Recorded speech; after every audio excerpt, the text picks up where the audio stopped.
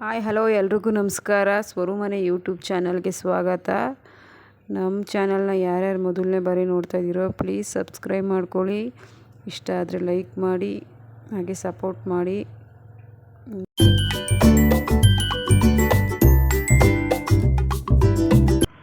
ಇವತ್ತಿನ ವಿಡಿಯೋ ಬಂದು ಸೋಮವಾರದ ವಿಡಿಯೋ ಆಗಿರುತ್ತೆ. ಇವತ್ತಿನ ವಿಡಿಯೋನ ನಾವು ಬೆಳಗ್ಗೆಯಿಂದನೇ ಶುರು ಮಾಡ್ತಾಯಿದ್ದೀವಿ. ಬೆಳಗ್ಗೆನೇ ಎದ್ದು ಮನೆಯೆಲ್ಲ ಒರೆಸಿ ಕ್ಲೀನ್ ಮಾಡಿಬಿಟ್ಟು ಸ್ನಾನ ಮಾಡ್ತೀನಿ ಅಂತ ಹೋದೆ. ನನ್ನ ಮಗಳನ್ನ ಇಲ್ಲಿ ಅಡುಗೆ ಮನೆ ಕಿಚನ್ ಸಜ್ಜೆ ಏನಿದೆಯೋ ಕ್ಲೀನ್ ಮಾಡಂತ ಹೇಳ್ಬಿಟ್ಟು ಹೋಗಿದೆ. ಬ್ರಷ್ ಎಲ್ಲ ಕ್ಲೀನ್ ಮಾಡ್ತಾ ಇದ್ದಾಳೆ.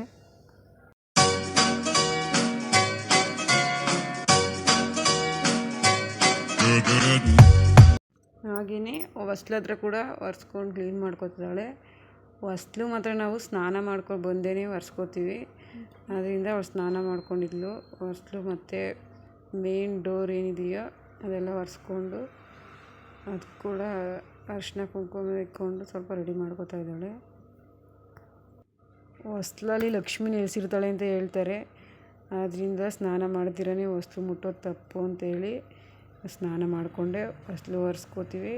ಮತ್ತು ಮೇನ್ ಡೋರ್ ಕೂಡ ಸ್ನಾನ ಮಾಡಿಕೊಂಡೇ ಒರೆಸ್ತೀವಿ. ಹಾಗೆ ದೇವ್ರ ಮನೆ ಬಾಗಿಲು ಕೂಡ ಅಷ್ಟೇ, ಸ್ನಾನ ಮಾಡ್ದಿರ ಒರೆಸಲ್ಲ, ಸ್ನಾನ ಮಾಡಿಕೊಂಡೇ ಒರೆಸೋದು. ಹಾಗೆಯೇ ಬಾಗಿಲು ಮೇಲೆ ಸ್ವಸ್ತಿಕ್ ಚಿಹ್ನೆ ಕೂಡ ಅರಿಶಿನ ಕುಂಕುಮದಿಂದ ಬರ್ಕೊತೀವಿ. ಸ್ವಸ್ತಿಕ್ ಚಿಹ್ನೆ ಬರೆಯೋದ್ರಿಂದ ಮನೆಗೆ ಅಭಿವೃದ್ಧಿ, ಹಾಗೆ ವಿಘ್ನ ವಿನಾಯಕನ ಚಿಹ್ನೆ ಅಂತ ಕೂಡ ಹೇಳ್ತಾರೆ. ಆದ್ದರಿಂದ ಮನೆಗೆ ಒಳ್ಳೆಯದಾಯ್ತೆ ಅನ್ನೋ ನಂಬಿಕೆ ಮೇಲೆ ಸ್ವಸ್ತಿಕ್ ಚಿಹ್ನೆ ಕೂಡ ಅರಿಶಿನ ಕುಂಕುಮದಿಂದ ಬರ್ಕೊಂಡು ಅಲಂಕಾರ ಮಾಡ್ಕೊಂಡು ರೆಡಿ ಮಾಡಿಕೊಂಡು, ಹಾಗೆಯೇ ಮನೆಯಿಂದ ದೃಷ್ಟಿ ದೋಷಗಳು ಇದ್ರೂ ನಿರ್ವಹಣೆ ಮಾಡುತ್ತದೆ ಈ ಚಿಹ್ನೆ ಅಂತೇಳಿ ಈ ಚಿಹ್ನೆ ಬರ್ಕೋತೀವಿ. ನೆಕ್ಸ್ಟ್ ಇಲ್ಲಿ ಹಾಗೆಯೇ ತುಳಸಿ ಕಟ್ಟೆ ಹತ್ರ ಕೂಡ ಅರಿಶಿನ ಕುಂಕುಮ ಇಟ್ಕೊಂಡು ತುಳಸಿ ಕಟ್ಟೆ ಕೂಡ ರೆಡಿ ಮಾಡ್ಕೊಂಡ್ವಿ. ತುಳಸಿ ಕಟ್ಟೆ ಮಾಮೂಲಿ ಪ್ಲ್ಯಾಂಟಲ್ಲಿ ಇಟ್ಕೊಂಡಿದ್ದೀವಿ ಅಷ್ಟೇ, ತುಳಸಿ ಕಟ್ಟೆ ಏನು ಮಾಡಿಸಿಲ್ಲ. ಅದೆಲ್ಲ ರೆಡಿ ಮಾಡಿಕೊಂಡು ಹಾಗೆ ದೇವ್ರ ಮನೆ ಡೀಪ್ ಕ್ಲೀನಿಂಗ್, ದೇವ್ರ ಮನೆ ಸ್ವಲ್ಪ ದಿವಸದಿಂದ ಡೀಪ್ ಕ್ಲೀನಿಂಗ್ ಮಾಡಿರಲಿಲ್ಲ. ಕರ್ಪೂರದಿಂದ ಪೂಜೆ ಮಾಡೋದ್ರಿಂದ, ಗಂಧದ ಕಡ್ಡಿ ಪೂಜೆ ಮಾಡೋದ್ರಿಂದ ಟೈಲ್ಸ್ ಅನ್ನೋದೇನಿದೆಯೋ ಅದೆಲ್ಲ ಸ್ವಲ್ಪ ಬ್ಲ್ಯಾಕ್ ಕಲರ್ ಆಗಿಬಿಟ್ಟಿತ್ತು. ಹಾಗೆಯೇ ಅದಕ್ಕೆ ಸ್ವಲ್ಪ ನೀರಲ್ಲಿ ನೀಟಾಗಿ ಬಟ್ಟೆ ಇಟ್ಕೊಂಡು ಸ್ವಲ್ಪ ನಿರ್ಮ ಹಾಕ್ಕೊಂಡು ಒರೆಸೋದ್ರಿಂದ ಟೈಲ್ಸ್ ಕೂಡ ಚೆನ್ನಾಗಾಯ್ತವೆ. ಆದ್ದರಿಂದ ನಿರ್ಮ ಸ್ವಲ್ಪ ಇದು ಮಾಡಿಕೊಂಡು ಟೈಲ್ಸ್ ಎಲ್ಲ ನೀಟಾಗಿ ಒರೆಸ್ಕೊಂಡು, ಹಾಗೆ ದೇವ್ರ ಮನೆ ಕೆಳಗಡೆ ಸ್ವಲ್ಪ ಎಲ್ಲ ಎಣ್ಣೆ ಜಿಡ್ಡು ಸ್ವಲ್ಪ ಹೆಂಗೆ ಆಗಲಿ ಜಲ್ಲಾಗಿರುತ್ತೆ ಅನ್ನೋದ್ರಿಂದ ಅಲ್ಲೂ ಕೂಡ ಸ್ವಲ್ಪ ನಿರ್ಮ ಹಾಕ್ಕೊಂಡು ನೀಟಾಗಿ ಒಂದು ಸ್ವಲ್ಪ ಹೊತ್ತು ಜಾಸ್ತಿ ಟೈಮ್ ಕೊಟ್ಟು ನೀಟಾಗಿ ಒರೆಸ್ಕೊಂಡೆ ಎಲ್ಲ ರೆಡಿ ಮಾಡ್ಕೊಂಡ್ವಿ. ಹಾಗೆ ದೇವ್ರ ಫೋಟೋಗಳು ಕೂಡ ಬೇರೆ ಬಟ್ಟೆ ತಗೊಂಡು ದೇವ್ರ ಫೋಟೋಗಳು ಕೂಡ ಒರೆಸ್ಕೊಂಡ್ವಿ. ದೇವ್ರ ಫೋಟೋಗಳೆಲ್ಲ ಒರೆಸ್ಕೊಂಡು ಅದಕ್ಕೆ ಗಂಧ ಅರಿಶಿನ ಕುಂಕುಮದಿಂದ ದೇವ್ರ ಫೋಟೋ ಎಲ್ಲ ರೆಡಿ ಮಾಡಿಕೊಂಡು, ಹಾಗೆ ಆಯಿಲೆಲ್ಲ ಚೆಲ್ಲಿರೋದ್ರಿಂದ ಫುಲ್ಲು ಒಂಥರ ಅಂಟಿಸ್ತಾ ಇತ್ತು ದೇವ್ರ ಮನೆಯೆಲ್ಲ. ಆಯಿಲು ಸ್ವಲ್ಪ ಚೆಲ್ಲಿ ಹೋಗಿತ್ತು. ಅದರಿಂದ ನೀಟಾಗಿ ಕ್ಲೀನ್ ಮಾಡೋ ಅಷ್ಟರಲ್ಲಿ ಸ್ವಲ್ಪ ದೇವ್ರ ಮನೆಯಲ್ಲಿ ಕ್ಲೀನಿಂಗ್ ಮಾಡೋ ಕೆಲಸ ಸ್ವಲ್ಪ ಲೇಟ್ ಆಯಿತು. ಕ್ಲೀನಿಂಗ್ ಕೆಲಸ ಎಲ್ಲ ನೋಡಿದ್ರೆ ನನ್ನ ಮಗಳೇ ಕ್ಲೀನ್ ಮಾಡ್ತಾಯಿದ್ದಾಳೆ.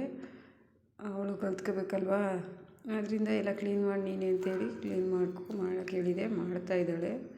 ನಾನು ಕೂಡ ಸ್ನಾನ ಮಾಡ್ಕೊಂಡು ಬಂದು ದೇವ್ರ ಮನೆಯಲ್ಲಿ ಏನೇ ಕಳಸ ಆಗಿರ್ಬೋದು, ದೀಪ ಹಚ್ಚೋ ದೀಪಾವಳಿ ಕಂಬಗಳಾಗಿರ್ಬೋದು ಅವನ್ನೆಲ್ಲ ಎತ್ಕೊಡು, ನಾನು ಬೆಳಕೊಡ್ತೀನಿ ಅಂದ್ಬಿಟ್ಟು ಎಲ್ಲ ಎತ್ಕೊಟ್ಲು ಅವಳು.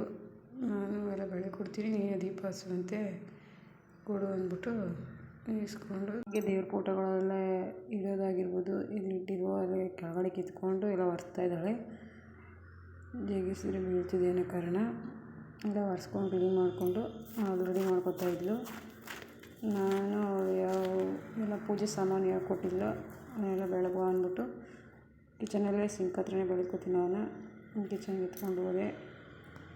ಹಾಗೆಯೇ ನಾವು ಸೋಮವಾರ ಅಥವಾ ಗುರುವಾರ ಅಮಾವಾಸ್ಯೆ ಇವತ್ತಾಗಿದೆ ಅಂದರೆ ನಾಳೆ ಕಳಸ ಎಲ್ಲ ತೆಗೆದುಬಿಟ್ಟು ಚೇಂಜ್ ಮಾಡ್ಕೊಳ್ಳೋದು. ಮತ್ತು ಮಂಗಳವಾರ ಶುಕ್ರವಾರ ಕಳಸ ತೆಗಿಬಾರ್ದು ಅನ್ನೋ ಕಾರಣದಿಂದ ಮಂಗಳವಾರ ಶುಕ್ರವಾರ ಕಳಸ ತೆಗಿಯಲ್ಲ. ಆದ್ದರಿಂದ ಸೋಮವಾರನೇ ಮಾಡ್ಕೊಳ್ಳೋಣ, ಬಿಟ್ಟರೆ ಗುರುವಾರ ಜಾಸ್ತಿ ಸೋಮವಾರನೇ ಮಾಡ್ಕೊಳ್ಳೋದು. ಈ ರೀತಿ ಕಳಸ ಚೇಂಜ್ ಎಲ್ಲ ಮಾಡ್ಕೊಳ್ಳೋದು ಸೋಮವಾರನೇ. ಇಷ್ಟು ಆಗಿಲ್ಲ ಅಂತ ಅಂದರೆ ಗುರುವಾರ ಮಾತ್ರ ತೆಗಿತೀವಿ ಅಷ್ಟೇ. ತಿರ್ಗಾ ಮಂಗಳವಾರ ಶುಕ್ರವಾರ ಕಳಸನ ತೆಗಿಯೋಲ್ಲ. ಟೋಟಲಿ ಎಲ್ಲ ಈ ರೀತಿ ಫೋಟೋ ಎಲ್ಲ ಇಟ್ಬಿಟ್ಟು ಎಲ್ಲ ಒರೆಸ್ಬಿಟ್ಟು ಈ ರೀತಿ ಕ್ಲೀನ್ ಮಾಡ್ಕೊಂಡ್ವಿ. ನೆಕ್ಸ್ಟ್ ಬಂದರೆ ನಾವೇನು ತಗೊಂಡಿದ್ವೋ ಪೂಜೆ ಸಾಮಾನು ಅದೆಲ್ಲ ನಾನು ಹುಣಸೆಹಣ್ಣು ಮತ್ತು ರಂಗೋಲಿ ಪುಡಿಯಿಂದ ಇದನ್ನೆಲ್ಲ ಕ್ಲೀನ್ ಮಾಡೋದು. ಅದೇ ಪೀತಾಂಬರಿ ಮತ್ತು ಅದು ಏನು ಕ್ಲೀನ್ ಮಾಡ್ತಾಯಿಲ್ಲ. ಹುಣಸೆಹಣ್ಣು ಚೆನ್ನಾಗಿ ಹುನಿ ಹಾಕ್ಬಿಟ್ಟು ಸ್ವಲ್ಪ ಹುನಿ ಹಾಕ್ಬಿಟ್ಟು ಬಿಟ್ಟರೆ ಮತ್ತು ರಂಗೋಲಿ ಪುಡಿಯಿಂದ ಬೆಳಗಿದ್ರೆ ಮಾಮೂಲಿ ಪೀತಾಂಬರಿ ಪೌಡ್ರಲ್ಲಿ ಬೆಳಗ್ಗೆ ಯಾವ ರೀತಿ ಆಯ್ತವೋ ಅದೇ ರೀತಿ ಆಯ್ತವೆ. ಹಾಗೆ ಹುಣಸೆಹಣ್ಣಿಗೆ ಬೆಳಗೋದ್ರಿಂದ ಇದು ಕೈಗೂ ಸ್ವಲ್ಪ ಏನು ಪ್ರಾಬ್ಲಮ್ ಆಗೋಲ್ಲ ಅನ್ನೋ ಕಾರಣದಿಂದ ಹುಣಸೆಹಣ್ಣೆಲ್ಲ ಬೆಳಗ್ತಾಯಿದ್ದೀನಿ. ಹುಣಸೆಹಣ್ಣೆಲ್ಲ ಬೆಳಗ್ಕೊಂಡು ಈ ರೀತಿ ರೆಡಿ ಮಾಡಿಕೊಂಡೆ. ಹಾಗೆಯೇ ಕಳಸ ಬೇರೆ ಎಲೆ ಇಡೋ ಮಾತ್ರ ಚಿಕ್ಕದೊಂದು ಕಳಸ ಇಟ್ಕೊಂಡಿದ್ದೆ. ಆ ಕಳಸ ಚೇಂಜ್ ಮಾಡಿಬಿಟ್ಟು ಈಗ ಕಾಯಿ ಮತ್ತು ಎಲೆ ದೊಡ್ಡ ಕಳಸನ ಚೇಂಜ್ ಮಾಡ್ಕೊಳ್ಳೋಣ ಅಂದ್ಬಿಟ್ಟು ಸ್ವಲ್ಪ ಬದಲಾವಣೆ ಮಾಡೋಣ. ಆ ರೀತಿ ಕಳಸ ನಾನು ಮೊದಲೇ ಆಗಲೇ ಇಟ್ಕೊಂಡಿದ್ದೆ. ಆದರೆ ನಮ್ಮ ಅಜ್ಜಿ ತೀರೋದಾಗಿಂದ ಕಳಸ ಇಡೋ ಆಗಿಲ್ಲ ಮನೇಲಿ ಅಂದ್ಬಿಟ್ಟು ಕಳಸ ತೆಗೆದುಬಿಟ್ಟಿದೆ. ಆವಾಗಿಂದ ಮತ್ತು ಕಾಯಿ ಇಲ್ಲದಿರೋ ಕಾರಣ ಈ ರೀತಿ ಕಳಸನ ಇಟ್ಕೊಳ್ಳೋಣ ಅಂದ್ಬಿಟ್ಟು ಇಟ್ಬಿಟ್ಟಿದೆ. ಇವಾಗ ಇಲ್ಲ ಎಲೆ ನೀಟಾಗಿರಲಿಲ್ಲ. ಹಾಗೆ ಎಲೆಗಳು ಕೂಡ ಬೇಗ ಒಣಗೋಯ್ತಾಯಿದ್ದವು. ಡೈಲಿ ಚೇಂಜ್ ಮಾಡಿದ್ರು ಒಣಗೋಯ್ತಿದ್ದವು. ಆದ್ದರಿಂದ ಈ ರೀತಿ ಕಳಸನ ಬೇಡ ಅಂದ್ಬಿಟ್ಟು ಮೊದಲೇ ನಾನು ಯಾವ ರೀತಿ ಕಳಸ ಇಟ್ಟಿದ್ದೋ ಕಾಯಿ ಇಟ್ಬಿಟ್ಟು ಆ ರೀತಿ ಕಳಸನೇ ಇಟ್ಕೊಳ್ಳೋಣ ಅಂದ್ಬಿಟ್ಟು ಎಲ್ಲ ಕ್ಲೀನ್ ಮಾಡಿಕೊಂಡು ಕಾಯೆಲ್ಲ ಹೊರ್ಕೊಂಡು ಕ್ಲೀನ್ ಮಾಡಿಕೊಂಡು ಈ ರೀತಿ ಕಳಸ ನೋಡ್ಬೋದು ನೀವು. ದೊಡ್ಡ ಕಳಸ ಈ ರೀತಿ ಕಳಸ ಇಟ್ಕೊಳ್ಳೋಣ ಅಂದ್ಬಿಟ್ಟು ರೆಡಿ ಮಾಡಿಕೊಂಡೆ. ಹಾಗೆ ಹುಣಸೆಹಣ್ಣಿಂದ ಮತ್ತು ರಂಗೋಲಿ ಪುಡಿಯಿಂದ ಪಾತ್ರೆಗಳನ್ನೆಲ್ಲ ಪೂಜೆ ಸಾಮಾನು ಏನಿದ್ದಾವೋ ಎಲ್ಲ ಬೆಳಗ್ಗೆಲ್ಲ ಒಂದು ಕಾಟನ್ ಬಟ್ಟೆ ತಗೊಂಡು ಚೆನ್ನಾಗಿ ಒರೆಸ್ಕೊಂಡು ಇಡೋದ್ರಿಂದ ಜಾಸ್ತಿ 15 ದಿವಸ ಆದ್ರೂ ಏನು ಕರೆ ಆಗಿರಲ್ಲ, ಕ್ಲೀನಾಗಿ ಕೂಡ ಇರ್ತವೆ. ಆದ್ದರಿಂದ ನೀಟಾಗಿ ಬಟ್ಟೆಲಿ ಒಂಚೂರು ನೀರು ಇಲ್ಲದೇ ಇರೋ ಹಾಗೆ ಅವನ್ನೆಲ್ಲ ನೀಟಾಗಿ ಒರೆಸ್ಕೊಂಡ್ವಿ. ಒರೆಸ್ಕೊಂಡ ನಂತರ ಕಳಸ ಏನು ಇಡ್ತೀವೋ ಕೆಳಗಡೆ ಇಡೋ ತಟ್ಟೆಗೆ ಅಕ್ಕಿ, ಕಳಸಕ್ಕೆ ನೀರು ಮತ್ತು ಒಂದು 5 ವೀಳ್ಯದೆಲೆ,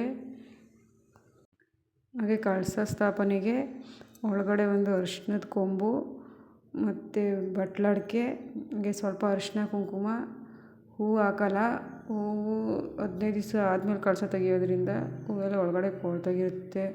ಆ ರೀತಿ ಆಗಬಾರ್ದು ಅಂತ ಹೂವು ಹಾಕಲ್ಲ. ಅರಿಶಿಣ ಕೊಂಬು ಮತ್ತು ಬಟ್ಲಡಿಕೆ, ಸ್ವಲ್ಪ ಅರಿಶಿಣ ಕುಂಕುಮ ಹಾಕ್ಬಿಟ್ಟು ಒಳಗಡೆಗೆ ಕಳಸ ಸ್ಥಾಪನೆ ಮಾಡೋವಂಥದ್ದು. ಮೇಲ್ಗಡೆ ಇಡೋ ತೆಂಗಿನಕಾಯಿಗೆ ಅರಿಶಿಣ ಫುಲ್ಲು ಕಾಯಿಗೆಲ್ಲ ಅರಿಶಿಣ ಸವರಿ ಮೇಲ್ಗಡೆ ಒಂದು ಬೊಟ್ಟು ರೀತಿ ಇಟ್ಬಿಟ್ಟು ಮಡಗುವಂಥದ್ದು. ಅದು ಟೋಟಲಿ ಕಳಸ ಎಲ್ಲ ಈ ರೀತಿ ರೆಡಿ ಮಾಡಿಕೊಂಡೆ. ಇವಾಗ ಸ್ಕೂಲ್ ರಜೆ ಇರೋದ್ರಿಂದ ಮಗಳೇ ಇದ್ದಾಳಲ್ಲ, ಅವಳೇ ದೀಪ ಹಚ್ಚಲಿ ಅಂತ ಹೇಳ್ಬಿಟ್ಟು ನಾನೆಲ್ಲ ರೆಡಿ ಮಾಡಿಕೊಡ್ತೀನಿ. ನಿನ್ನೆ ದೀಪ ಹಚ್ಚು ಅಂತ ಹೇಳಿದೆ. ದೀಪ ಅವಳು ಹಚ್ಚಿದ್ಲು. ಎಷ್ಟು ಬೇಗ ಟೈಮ್ ಹೋಯ್ತೋ, ಟೈಮು ಆಗಿರ್ಬೋದು, ದಿನಗಳು ಆಗಿರ್ಬೋದು. ಸ್ವಲ್ಪ ದಿವಸ ಅದೇ ಸ್ಕೂಲ್ ಸ್ಟಾರ್ಟ್ ಆಯ್ತೆ. ಆವತ್ತಿಂದ ಮಕ್ಳ ಜೊತೆ ಹೆಂಗೋ ಮಕ್ಕಳಿದ್ರೆ ಒಂಥರ ಏನೋ ಒಂಥರ ಖುಷಿ. ಇನ್ನು ಸ್ಕೂಲ್ಗೆ ಹೋಗಬೇಕು, ಅನಿವಾರ್ಯ ಅದೆಲ್ಲ ಓದಬೇಕು, ಮಕ್ಕಳು ಚೆನ್ನಾಗಿ ಓದಲಿ. ಟೋಟಲಿ ದೀಪ ಎಲ್ಲ ಹಚ್ಕೊಂಡು ಪೂಜೆ ಎಲ್ಲ ಮುಗಿಸ್ಕೊಂಡ್ವಿ. ಪೂಜೆ ಮುಗಿಸ್ಕೊಂಡು ನಾಷ್ಟ ಬಂದು ಅನ್ನ ಸಾಂಬಾರು ಮಾಡಿದ್ದೆ, ನಾಷ್ಟ ಮಾಡ್ಕೊಂಡ್ವಿ.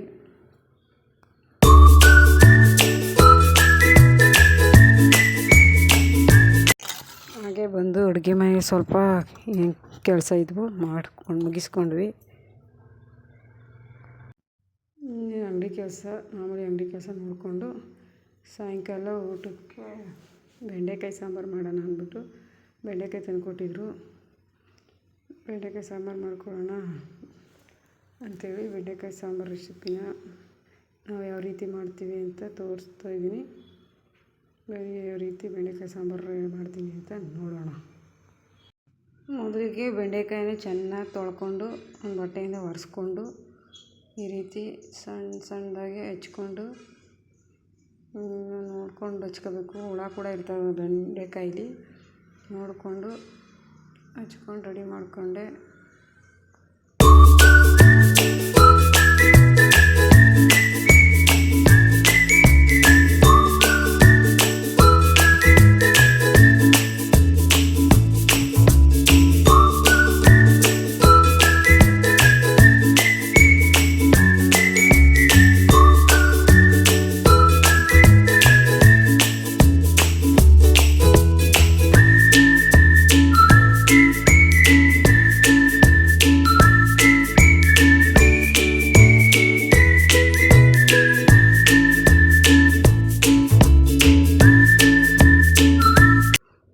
ಈ ರೀತಿ ಬಾಂಡಿಗೆ ಹಾಕ್ಕೊಂಡು ಬೆಂಡೆಕಾಯಿ ಲೋಳೆ ಅಂಶ ಇರೋದ್ರಿಂದ ಚೆನ್ನಾಗಿ ಹುರ್ಕೋಬೇಕು.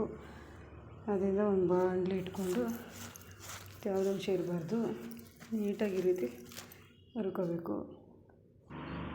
ಹಾಗೆಯೇ ಬೆಂಡೆಕಾಯಲ್ಲಿ ವಿಟಮಿನ್ ಎ ಇರೋದ್ರಿಂದ ಕಣ್ಣಿನ ದೃಷ್ಟಿ ದೋಷ ಏನಾರ ಇದ್ದರೆ ಕಡಿಮೆ ಆಗುತ್ತೆ. ಇದು ಸಕ್ಕರೆ ಕಾಯಿಲೆ ಇರೋರು ಕೂಡ ತಿನ್ಬೋದು. ಸಕ್ಕರೆ ಕಾಯಿಲೆನ ಕೂಡ ನಿಯಂತ್ರಣ ಮಾಡುತ್ತೆ. ಹಾಗೆಯೇ ಕೂದಲು ಕೂಡ ಸ್ಮೂತ್ ಆಯ್ತವೆ. ಇದನ್ನು ಜಾಸ್ತಿ ಸೇವಿಸೋದ್ರಿಂದ ಏನಂತ ಇದೆಯೋ ಕೂದಲು ಕೂಡ ಸ್ಮೂತ್ ಆಯ್ತವೆ.